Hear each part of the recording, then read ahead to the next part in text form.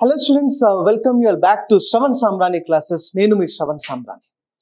ఈ రోజు మనము జనవరి నెలకు సంబంధించినటువంటి ఎకానమీ కరెంట్ అఫైర్స్ ని చాలా డీటెయిల్ గా డిస్కస్ చేసేటటువంటి ఒక ప్రయత్నం మనం చేద్దాం.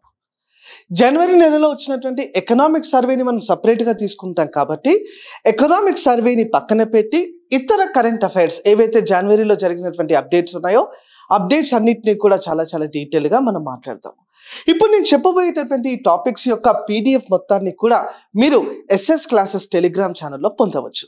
ఎవరైనా కూడా SS క్లాసెస్ టెలిగ్రామ్ ఛానల్ ఇంకా జాయిన్ అవ్వలేదంటే ఖచ్చితంగా కింద డిస్క్రిప్షన్లో మీకు లింక్ ఉంటుంది, దాన్ని క్లిక్ చేసి మీరు SS క్లాసెస్ టెలిగ్రామ్ ఛానల్లో కూడా మీరు జాయిన్ అవ్వచ్చు. సో ఫస్ట్ అప్డేట్ మనం చూసే కంటే ముందు ఒక చిన్న అనౌన్స్మెంట్ అండి. రాబోయే APPSC Group 2 ఎగ్జామినేషన్ కోసం, అంటే ఏదైతే ఫిబ్రవరి 23వ తారీఖున ఎగ్జామినేషన్ జరగబోతుందో దానికి క్విక్ రివిజన్ క్లాసెస్ అని చెప్పి దాదాపుగా 13 లెక్చర్స్, అంటే ఒక 22 అవర్స్లో మొత్తం 5 యూనిట్ సిలబస్ని కవర్ చేయడం జరిగింది. ఆ కోర్స్ని SS క్లాసెస్ యాప్లో మీకు అందించడం జరుగుతుంది. అతి తక్కువ ప్రైస్కి, మోస్ట్ అఫోర్డబుల్ ప్రైస్కి, అంటే 199 రూపీస్కి మీకు ఆ కోర్స్ అందుబాటులో ఉంటుంది కాబట్టి మీరు దాన్ని కూడా యూటిలైజ్ చేసుకోవచ్చు. సో ఫస్ట్ అప్డేట్ ఇక్కడ మీరు గమనిస్తే, intelligent machines for highways construction. సాధారణంగా భారతదేశంలో రోడ్వేస్ని మనము ఎలా క్లాసిఫై చేస్తామంటే రహదారులను, రోడ్వే ఇన్ఫ్రాస్ట్రక్చర్ అన్నది వెరీ ఇంపార్టెంట్. రహదారులను we can classify as rural roads, గ్రామీణ రోడ్లు అని చెప్తాము. అదే రకంగా డిస్ట్రిక్ట్ రోడ్స్, అదే రకంగా స్టేట్ హైవేస్, అదే రకంగా నేషనల్ హైవేస్, జాతీయ రహదారులు అని చెప్తాం. మొత్తం రోడ్ నెట్వర్క్లో రోడ్వేసే రూరల్ రోడ్సే హైయెస్ట్ అకౌంట్ అమ్మా. నియర్లీ 80% కన్నా ఎక్కువ లెంత్ ఆఫ్ రోడ్వే నెట్వర్క్లో గ్రామీణ రోడ్లే ఎక్కువగా ఉంటాయి. అతి తక్కువ లెంత్ అనేది మనకు జాతీయ రహదారులు ఉంటాయి. Okay, national highways is the lowest length in the total roadway infrastructure. ఈ రోడ్వే ఇన్ఫ్రాస్ట్రక్చర్లో ప్రత్యేకంగా నేషనల్ హైవేస్ని నిర్మించేది ఎవరనంటే NHAI, national highways authority of India. National highway authority of India. ఈ national highway authority of India ఒక కొత్త మెకానిజంని, అనగా ఇంటెలిజెంట్ మెషిన్స్ని ఉపయోగిస్తుంది for the highway construction. Okay, ministry of road transport and highways is adopting an automated and intelligent machine-aided construction system to address the significant delays in completing national highway. ఏదైతే జాతీయ రహదారుల నిర్మాణంలో జాప్యం, ఆలస్యం జరుగుతూ ఉందో ఆ ఆలస్యాన్ని తగ్గించడానికే ఇటువంటి ఒక కొత్త విధానాన్ని, టెక్నాలజీని పాటిస్తున్నట్టు నేషనల్ మినిస్ట్రీ ఆఫ్ రోడ్వేస్ తెలపడం జరిగింది. ఓకే, నేషనల్ హైవే అండ్ ఇతర హైవేస్ రోడ్వే కన్స్ట్రక్షన్ కోసం మనం తీసుకొచ్చినటువంటి ఒక బెస్ట్ ఇనిషియేటివ్ ఏంటంటేనన్నా, దట్ ఈస్ భారతమాల. ఒకటి గుర్తుపెట్టుకోవాలి, భారతమాల అండ్ సాగరమాల రెండు ఇన్ఫ్రాస్ట్రక్చర్ ప్రాజెక్ట్స్ అమ్మా. ఒకటి భారతమాల అంటాం, ఇంకొకటి సాగర్మాల, ఇంకొకటి PM గతిశక్తి. ఈ 3 ఇన్ఫ్రాస్ట్రక్చర్ ప్రాజెక్ట్స్ నుండి రాబోయే ప్రతి పోటీ పరీక్షలో ఒక క్వశ్చన్ అనేది ఖచ్చితంగా మీరు చూడవచ్చు. Be it Bharatmala, be it Sagarmala, be it PM Gatishakti. Okay, the current challenges in highway construction. దాదాపుగా ప్రస్తుతం out of 952 ongoing highway projects 419 projects exceeded their schedules. 952 ప్రాజెక్టులు ఉంటే దాంట్లో 419 ప్రాజెక్టులు వారు ఏం పేర్కొనడం జరిగిందంటే, మేము ఈ ప్రాజెక్ట్ కంప్లీషన్కి ఇంకాస్త సమయం పట్టేటటువంటి అవకాశం ఉందని చెప్పి పేర్కొనడం జరిగింది. అవుట్డేటెడ్ టెక్నాలజీస్, ఓల్డర్ టెక్నాలజీస్ని వాడుతున్నారు. క్వాలిటీ కంట్రోల్లో ఖచ్చితంగా ఇష్యూస్ ఉన్నాయి. Global inspiration. ఓకే, ప్రస్తుతం మనము ఈ టెక్నాలజీని ఏదైతే మనం అడాప్ట్ చేయబోతున్నామో that is being inspired from USA, Norway and European Union దేశాల నుండి దాన్ని మనం ఆదర్శంగా తీసుకున్నామని చెప్పవచ్చు. GPS ఎయిడెడ్ మోటార్ గ్రేడర్ అనేటటువంటి టెక్నాలజీని it is for the construction work with the digital design plans, okay అని చెప్పి మనం వాడుతున్నాము. ఇంటెలిజెంట్ కంపాక్షన్ రోలర్ అంటే సాయిల్, సబ్ బేస్ లేయర్స్కి ఏదైతే మనము రోలర్స్ని వాడతామో దాన్ని కూడా ఇంటెలిజెంట్ మెకానిజంలో వాడబోతున్నాము. స్ట్రింగ్లెస్ పేవర్ దీంట్లో మనం వాడతామమ్మా. అదే రకంగా 63 kilometre Lucknow Kanpur expressway ప్రాజెక్ట్కి దీన్ని పైలట్ ప్రాజెక్ట్గా ఈ టెక్నాలజీని మనం వాడబోతున్నాము. ఏ హైవే అమ్మా? That is 63 kilometre Lucknow Kanpur హైవేకి ఈ టెక్నాలజీని వాడుతూ మనము అతి తొందరలో జాతీయ రహదారుల నిర్మాణాన్ని పూర్తి చేయాలన్నటువంటి ఒక సంకల్పాన్ని మనం పెట్టుకోవడం జరిగింది. నెక్స్ట్ అప్డేట్ మీరు గమనించినట్లయితే ఇండియన్ యొక్క రూపీ పతనం అవుతుందమ్మా. రూపీ వాల్యూ ఇస్ గెటింగ్ డెప్రిసియేటెడ్ అని చెప్పవచ్చు. Okay, first of all for example కొన్ని టర్మ్స్ మీకు ఇక్కడ తెలియాలి. If I say today $1 is equal to 80. ఈరోజు ఒకవేళ నేను చెప్తాను $1 ఈజ్ ఈక్వల్ టు 80. రేపు if I say $1 is equal to rupees 85. ఇక్కడ ఏమవుతుందంటే రూపీ అనేది డెప్రిసియేట్ అవుతుందమ్మా, డాలర్ అనేది అప్రిసియేట్ అవుతుంది. రూపాయి యొక్క తరుగుదల, డాలర్ యొక్క పెరుగుదల అని చెప్పి మనం చెప్తాం. ఓకే, ఇది $1 అప్రిసియేషన్ అండ్ డెప్రిసియేషన్ ఏదైతే ఉందో ఈ components appreciation plus depreciation that is actually decided by the market. ఎవరు డిసైడ్ చేస్తాడు అన్నదాన్ని మార్కెట్ నిర్ణయిస్తుంది. ఒక డాలర్కి 80 రూపాయలు ఇవ్వాలా, 85 రూపాయలు ఇవ్వాలా, 90 రూపాయలు ఇవ్వాలా అని చెప్పి ఎవరు నిర్ణయిస్తారంటే that is being decided by the market. Okay, market అంటే ఏంటి? ఇక్కడ మార్కెట్ అనగా import and export. Market means import and export. For example దీన్ని చాలా డీటెయిల్గా అర్థం చేసుకునే ప్రయత్నం చేద్దాం. Let's suppose that today 1 kg tomato is ₹50. ఈరోజు 1 kg టొమాటో 50 రూపాయలు అనుకోండి. రేపు 1 kg tomato is equal to ₹60.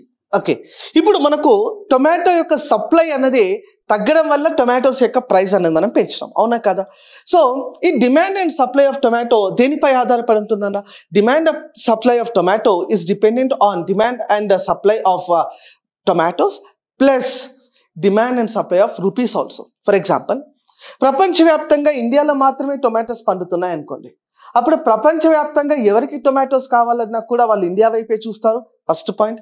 అప్పుడు ఇండియన్ టొమాటోస్కి డిమాండ్ పెరగడం వల్ల వాళ్ళు భారత రైతుల నుండి టొమాటోలు కొనుగోలు చేయాలనంటే ముందుగా భారత RBI దగ్గరికి వెళ్ళి రూపీని కొనుగోలు చేయాల్సి ఉంటుంది. అంటే with the increase in the demand for tomato there will be increase in the demand for rupee also. This is how you need to understand. కానీ there are one more thing. అంటే ఒకవేళ డాలర్తో పోలిస్తే రూపాయి విలువ పెరిగితే దాన్ని రీవాల్యుయేషన్ అంటాం నాన్న. ఒకవేళ డాలర్తో పోలిస్తే రూపాయి విలువ తగ్గితే దాన్ని మనం డీవాల్యుయేషన్ అంటాం. Appreciation, depreciation, revaluation and devaluation. Revaluation and devaluation గుర్తుపెట్టుకోవాలి. They are decided by the government. ప్రభుత్వం నిర్ణయిస్తుందమ్మా. ప్రభుత్వం కావాలని తన రూపాయి యొక్క విలువను పెంచినా, ప్రభుత్వం కావాలని తన రూపాయి యొక్క విలువను తగ్గించినా దాన్ని డీవాల్యుయేషన్ లేదా రీవాల్యుయేషన్ అంటాం. కానీ మార్కెట్ నిర్ణయిస్తే దాన్ని ఏమంటామో దాన్ని అప్రిసియేషన్ లేదా డెప్రిసియేషన్ అని చెప్పి చెప్తాం. ఈ బేసిక్ నాలెడ్జ్తో అసలు కరెంట్ అఫైర్స్ ఏముందో ఒకసారి చూద్దాం. Indian rupee exchange rate against the dollar has breached the 85 mark. In other words, one would have to pay ₹85 to buy $1. Okay, ఒకవేళ మనము ఈ యొక్క ఎక్స్చేంజ్ రేట్ని గమనిస్తే ఈరోజు $1 ఈజ్ ఈక్వల్ టు 85 రూపీస్ అంటున్నాం. అదే exchange rate was around 83 a decade ago. When the Prime Minister Narendra Modi took the charge, it was around 61. Okay, 2014లో ప్రధానమంత్రి నరేంద్ర మోదీ గారు ఛార్జ్లోకి వచ్చినప్పుడు $1 ఈజ్ ఈక్వల్ టు 61 రూపాయలు ఉంటే ఈరోజు రూపాయి విలువ అన్నది తీవ్ర స్థాయిలో పతన స్థాయిలో ఉన్నదని అయితే మనం ఖచ్చితంగా చెప్పవచ్చు. ఓకే, డాలర్ స్ట్రెంగ్తన్ అవ్వడానికి గల కారణాలు ఏంటి? ఓకే, డాలర్ స్ట్రెంగ్తన్ అవ్వడానికి గల కారణాలు ఏంటంటే first high US bond yield.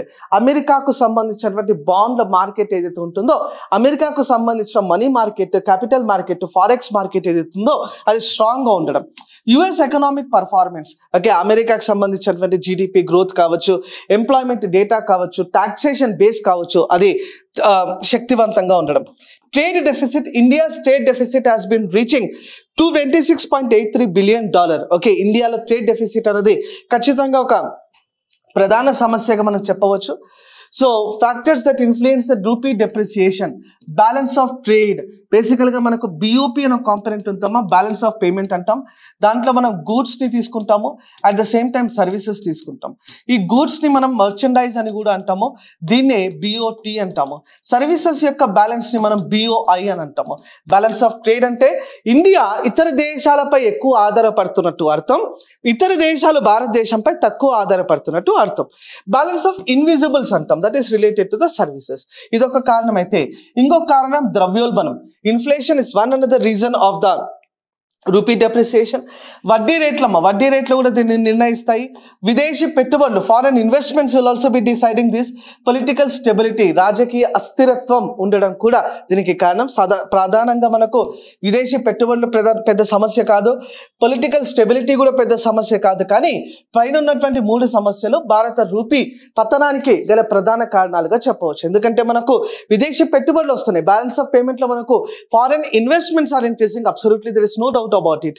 Political stability ఉందా? ఎస్, ఖచ్చితంగా ఉంది. ఎక్కడ కూడా మనకు కూటమి ప్రభుత్వాలు పడిపోయినటువంటి సందర్భాలు ఏమీ కూడా మనకు లేవమ్మా.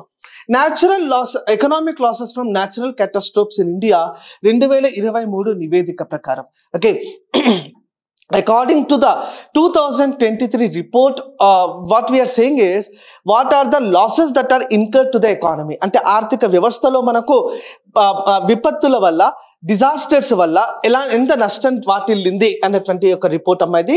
In 2023 India faced significant economic challenges due to the natural catastrophes which estimated losses exceeding 1 lakh crore.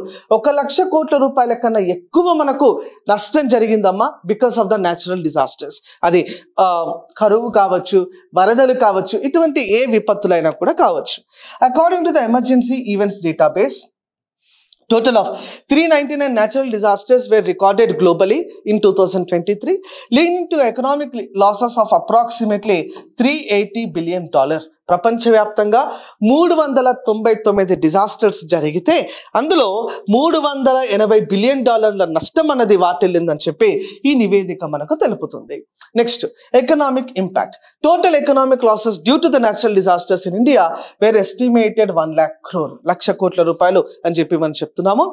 Natural disasters resulted in approximately 2653 fatalities in India alone. కేవలం ఇండియాలోనే ఇంత నష్టం జరిగిందమ్మా. ఇక్కడనే మనకు ఇంకొక ఆస్పెక్ట్ మనం గమనించినట్లయితే, ఈ డిజాస్టర్స్ వల్ల 9%, only about 9% of the total losses were covered by insurance. అంటే జరిగినటువంటి పర్యావరణంలో జరిగినటువంటి మార్పుల వల్ల, విపత్తుల వల్ల జరిగినటువంటి అన్యాయాల్లో బీమా సదుపాయం మనం కేవలం 9% మందికి మాత్రమే కల్పించడం జరిగిందని చెప్పి ఈ నివేదిక మనకు తెలుపుతుంది. ఓకే, వెరీ ఇంపార్టెంట్ రిపోర్ట్ అమ్మా. నెక్స్ట్, డిజాస్టర్ మేనేజ్మెంట్ కాంప్రిహెన్సివ్గా ఎలా మనం చేయొచ్చు అంటే, ఇన్వెస్ట్మెంట్ ఇన్ ఇన్ఫ్రాస్ట్రక్చర్, మౌలిక సదుపాయాలపై పెట్టుబడులు పెట్టచ్చు, ఇన్సూరెన్స్ అవేర్నెస్ క్యాంపెయిన్స్ మనం రన్ చేయొచ్చు, బీమాకి సంబంధించినటువంటి అవగాహన కార్యక్రమాలు మనం నిర్వహించవచ్చు, enhanced early warning system, okay, విపత్తు సంభవించబోతుందని చెప్పి ఎర్లీ వార్నింగ్ సిస్టమ్ని ఒకటి డెవలప్ చేయొచ్చు, కమ్యూనిటీ మేనేజ్మెంట్ కూడా మనం చేయవచ్చు. నెక్స్ట్ అమ్మా, బిట్ కాయిన్ స్ట్రాటజిక్ రిజర్వ్. బిట్ కాయిన్ని మనము బేసికల్గా క్రిప్టో కరెన్సీ అని కూడా అంటాం నాన్న, క్రిప్టో కరెన్సీ. ఈ క్రిప్టో కరెన్సీకి సంబంధించి ఒక స్ట్రాటజిక్ రిజర్వ్ని ఏర్పాటు చేయాలి అని చెప్పి డొనాల్డ్ జే ట్రంప్, అమెరికా అధ్యక్షులు ప్రస్తుతం అధ్యక్షులు పేర్కొనడం జరిగింది. The idea of US bit coin strategic reserve proposed by Donald Trump. Okay, ఇది ఎలాగంటే స్ట్రాటజిక్ పెట్రోలియం రిజర్వ్స్ లాగా మనము డిజిటల్ అసెట్స్ని కూడా రిజర్వ్ లాగా పెట్టుకుందామని చెప్పి డొనాల్డ్ ట్రంప్ పేర్కొనడం జరిగింది. ఆ strategic reserve is a stock pile of critical resources held by government to ensure availability during the crisis. Strategic reserve అంటే ఏంటంటే, భవిష్యత్తులో ఏదైనా కూడా కరువు కాటకాలు లాంటివి వచ్చి వనరులు తగ్గినప్పుడు ఇటువంటి స్ట్రాటజిక్ రిజర్వ్స్ని వాడుకోవచ్చు. కానీ అది సాధారణంగా మనము పెట్రోలియం రిజర్వ్స్, గ్రెయిన్ రిజర్వ్స్, పంట ధాన్యాలు, పెట్రోలియం ఇలాంటి నిల్వలు ఉంచుతాం. కానీ డొనాల్డ్ ట్రంప్ ఏమో ఒకేసారి బిట్ కాయిన్ నిల్వలు ఉంచుదాము, భవిష్యత్తులో ఏదైనా కూడా క్రైసిస్ వచ్చినప్పుడు దాన్ని ఎదుర్కొందామని చెప్పి పేర్కొనడం జరిగింది. దానికి కొన్ని సవాళ్ళు ఉన్నాయి, సవాళ్ళు మాట్లాడదాము. దీనికి ఎగ్జాంపుల్స్ ఏంటంటే, యుఎస్కి సంబంధించినటువంటి స్ట్రాటజిక్ పెట్రోలియం రిజర్వ్స్ ఒకటి ఎగ్జాంపుల్ అమ్మా. China grain and pork reserves. చైనాలో ఫుడ్ మార్కెట్ని స్టెబిలైజ్ చేయడం కోసం గ్రెయిన్, ఆహార ధాన్యాలు, అదే రకంగా పోర్క్ రిజర్వ్స్ని మనం కలిగి ఉన్నాము. కెనడాకు సంబంధించినటువంటి మేపుల్ సిరప్కి సంబంధించినటువంటి రిజర్వ్స్ కెనడాలో కలిగి ఉంటాయి. Bit coin is not like oil are food. ఇది ఆయిల్ కాదు, ఒక ఫుడ్ ప్రోడక్ట్ కాదు. దీన్ని మనము స్ట్రాటజిక్ రిజర్వ్గా కేటాయించాలంటే ఖచ్చితంగా there are several issues involve. దానికి సంబంధించి సెక్యూరిటీ ఉంటుంది, ఆల్గోరిథమ్స్ అన్నవి ఖచ్చితంగా మిస్యూజ్ అయ్యేటటువంటి అవకాశం ఉంది. That is the point. Rise of gender inclusive agri-techs. Agriculture technology is rapidly transforming world wide. Gender inclusivity అంటే స్త్రీ పురుషులు సమానంగా అగ్రిటెక్ ఇండస్ట్రీస్లో పాల్గొంటున్నారు అని చెప్పి ఈ నివేదిక మనకు తెలుపుతుంది. Women who farm 43% of the agriculture workforce in developing countries often face systemic barriers like restricted land ownership, limited financial access and digital literacy. ఇటువంటి సమస్యలు మహిళలు ఎదుర్కొంటున్నారు. మహిళల యొక్క పాత్ర అభివృద్ధి చెందుతున్నటువంటి దేశాలలో వ్యవసాయంలో ఎక్కువ పాల్గొంటున్నప్పటికీ కూడా వారి పేరు మీద భూములు లేవు, వారికి డిజిటల్ లిటరసీ అనేది లేదు, ట్రాన్సాక్షన్స్ పైన అవగాహన లేదు అని చెప్పి మనకు చెప్తుంది. It is a report given by world economic forum అని చెప్పి చెప్పవచ్చు. So empowering women farmers through agri-tech initiatives tailored to the needs of women farmers. ఎలాంటి ఇనిషియేటివ్స్ మనం తీసుకొచ్చినామంటే, for example Vanita Tai Vithal, a farmer in Maharashtra, India, increased paddy production by 25% in 4 years, leveraging agri-tech training and online resources. Okay, దీనికి best ఉదాహరణగా ఎవరిని పేర్కొంటామో మనం, వనితా తాయ్ విఠల్. ఈవిడ ఏం చేశారంటే మహారాష్ట్రకు చెందినటువంటి రైతు ప్యాడీ అంటే వరి ఉత్పత్తిని 4 సంవత్సరాల్లో 25% పెంచడం జరిగింది. కంపెనీస్ లైక్ యూపీఎల్, యారా ఇండియా, బేయర్ ఇండియా ఇలాంటి కంపెనీలు కూడా జెండర్ ఇంక్లూజివ్నెస్ అగ్రిటెక్ కంపెనీస్ కొరకు ప్రయత్నాలు ప్రారంభించినాయి. నాగ్రో అగ్రో క్రెడిటో బ్రెజిల్కి సంబంధించినటువంటి కంపెనీ, ఇది ఉమెన్ని ప్రోత్సహిస్తుంది. ఫార్మర్ లైన్ అనేటటువంటి కంపెనీ ఘనాకి చెందినటువంటి కంపెనీ. బేయర్ ఇండియా ఇండియాకి చెందిన కంపెనీ. యూపీఎల్ ఇండియా ఇది కూడా ఇండియాకి చెందినటువంటి కంపెనీ. వీరంతా కూడా మహిళలను అగ్రిటెక్ కంపెనీలలో ప్రోత్సహించడం జరుగుతుంది. 5 P's గుర్తుపెట్టుకోవాలమ్మా అగ్రిటెక్ కంపెనీస్ ఇంప్రూవ్ అవ్వాలంటే. ఫస్ట్ ప్రోడక్ట్ అంటాం, ప్రోడక్ట్. తర్వాత ప్లేస్, ఏ ప్రాంతంలో ఉన్నాయి. పీపుల్, ఎంతమంది పాల్గొంటున్నారు. ప్రైస్, ధరలు ఎంత స్థిరీకరణ చేయగలుగుతున్నాం. అదే రకంగా ప్రికాషన్, భవిష్యత్తులో ఎటువంటి ప్రమాదాలు జరగకుండా ఇలాంటి జాగ్రత్తలు మనం తీసుకుంటున్నాం. మోస్ట్ ఫేవర్డ్ నేషన్ క్లాస్ అమ్మ, ఇది మరీ వార్తల్లో నిలిచింది. ప్రత్యేకంగా it is related to the WTO, world trade organisation. ఏదైతే మనకు వరల్డ్ ట్రేడ్ ఆర్గనైజేషన్ ఉందో 1995లో ఏర్పడుతుందమ్మా. It was created in the year 1995. ఈ వరల్డ్ ట్రేడ్ ఆర్గనైజేషన్లో మనం ఏం చెప్తామంటే, మెంబర్ కంట్రీస్, సభ్య దేశాలు అట్ ద అర్లియస్ట్ MFN హోదాను ఇచ్చిపుచ్చుకోవాలి. They should exchange the most favoured nation status. అంటే ఎటువంటి ట్రేడ్ బ్యారియర్స్ ఉండకుండా, ట్రేడ్ రెస్ట్రిక్షన్స్ ఉండకుండా ఇరు దేశాల మధ్య వాణిజ్య సంబంధాలు ఉంటాయని చెప్పి ఇరు 2 దేశాలు కూడా నిర్ణయించుకోవాలి. ఇటీవల కాలంలో స్విట్జర్లాండ్ ఏం చేసిందంటే, ఇండియాకు ఇచ్చినటువంటి MFN హోదాను తొలగించడం జరిగింది. January 1, 2025 నుండి తొలగించడం జరిగింది. ఇది ఎలాంటి కండిషన్లో అంటే, DTAA double taxation avoidance agreement కి సంబంధించినటువంటి వైలేషన్స్లో దీన్ని మనము తీసుకొని రావడం జరిగింది. DTAA బేసికల్గా నెస్ట్లీ అనేటటువంటి కంపెనీకి సంబంధించి ఈ వివాదం భారత్ మరియు స్విట్జర్లాండ్ల మధ్య ఏర్పడడం జరిగిందమ్మా. It is something related to the company call Nestle company. బేసికల్గా డబుల్ టాక్సేషన్ అవాయిడెన్స్ అగ్రిమెంట్ అంటే ఏంటంటే, for example there is a company call Google. It's a US based company. there is a company Google in India. ఒకవేళ Google ఇండియాలో లాభాలు వస్తే Indian గవర్నమెంట్కి కూడా tax pay చేయాలి. At the same time US గవర్నమెంట్కి కూడా ట్యాక్స్ పే చేయాలి. ఇక్కడ ప్రాఫిట్ ఒక్కటే, కానీ 2 రకాల పన్నులు కడతా ఉన్నారు. అలాంటి పన్ను భారం అన్నది తొలగించడానికి ఇండియా మరియు అమెరికా మధ్య ఒక ఒప్పందం కుదురుతుంది. దాన్ని డబుల్ టాక్సేషన్ అవాయిడెన్స్ అగ్రిమెంట్ అంటాం. 2 పన్నుల స్థానంలో ఒకే పన్నును వసూలు చేస్తాము, 2 దేశాలు కూడా పంచుకుంటాయి. That is DTAA double taxation avoidance agreement. బేసికల్గా India and Switzerland entered into DTA also in 1994, amended in 2010. Nestle supreme court judgement ఏం చెప్తుందంటే, 2023లో supreme court ruled that on a case affected the interpretation of the MFN clause in India-Switzerland DTA.